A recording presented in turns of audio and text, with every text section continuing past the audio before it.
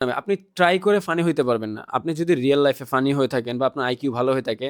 আসসালামু আলাইকুম, ঈদ মোবারক। আজকে Facebook পেজে ১০০ ফলোয়ার কমপ্লিট হয়েছে। তো মজার ব্যাপার হচ্ছে আমি এই পেজ সম্পর্কে, আমার চ্যানেল সম্পর্কে আমি কাউকে বলি না তেমন করে। ভিডিওর মাঝখানে এটা চলে আসছিল। সো যাই হোক, আপনাদের অনেকে এই কনফিউশন এর মধ্যে থাকেন যে আমি আসলে কি নিয়ে ভিডিও বানাবো? আমি অনেককে চিনি যারা ভিডিও বানাতে চায় কিন্তু বলে আমি হচ্ছে কি নিয়ে ভিডিও বানাবো এটা নিয়ে খুবই কনফিউজড। তো আমি আপনাদের খুবই সিম্পল ওয়েতে যদি বলি, চিন্তা করেন আপনি একজন স্টুডেন্ট।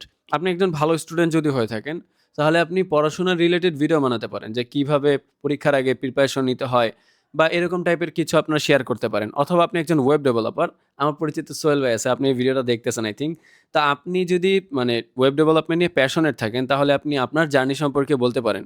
আমি সোহেল ভাইকে বলব, আপনি যদি আপনার জার্নি সম্পর্কে প্যাশনেট থাকেন, মানে ওয়েব ডেভেলপমেন্ট সম্পর্কে আপনার যদি প্যাশন কাজ করে, তাহলে আপনি ওইটা নিয়ে ভিডিও বানাতে পারেন। আমি নিজেও ওয়েব ডেভেলপমেন্ট ট্রাই করেছিলাম, ভাইয়ের ব্যাচমেট আমি আরকি। কিন্তু আমার ওইটার সম্পর্কে বিন্দুমাত্র প্যাশন কাজ করে না। যার কারণে আমি চাইলেও ওইটা নিয়ে ভিডিও বানাতে পারব না। আর কি যেকোনো কিছু আপনি ট্রাই করতে পারেন। আরেকটা জিনিস কি, আপনি যখন ট্রাই করবেন তখনই আপনি বুঝতে পারবেন যে এইটা আমার প্যাশন নাকি এটা আমার প্যাশন না।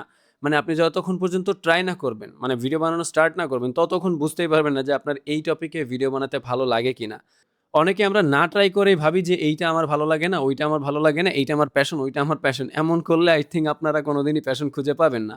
যেমন আমি নিজে ওয়েব ডেভেলপমেন্ট শিখেছি, আমি ডিজিটাল মার্কেটিং ট্রাই করেছি, আমি ড্রপ শিপিং ট্রাই করেছি। এছাড়া আমি কয়েকটা জিনিস ট্রাই করার পরে বুঝতে পারছি যে কনটেন্ট ক্রিয়েশন বা কনটেন্ট রিলেটেড যেকোনো কিছু আমার ভালো লাগে বা এখানে আমার প্যাশন কাজ করে।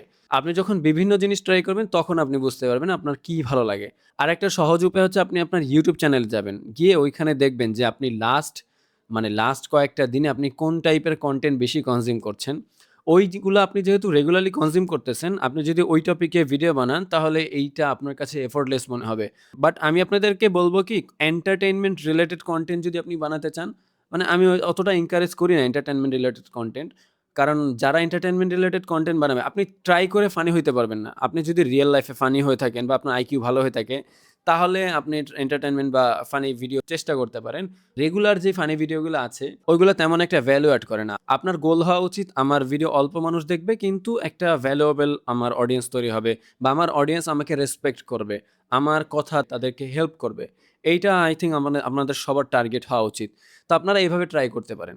সো আপনারা ট্রাই করেন অন্তত, তারপরে আপনারা নিজেরাই বুঝতে পারবেন যে আসলে আপনার কোন টপিকে ভিডিও বানানো উচিত।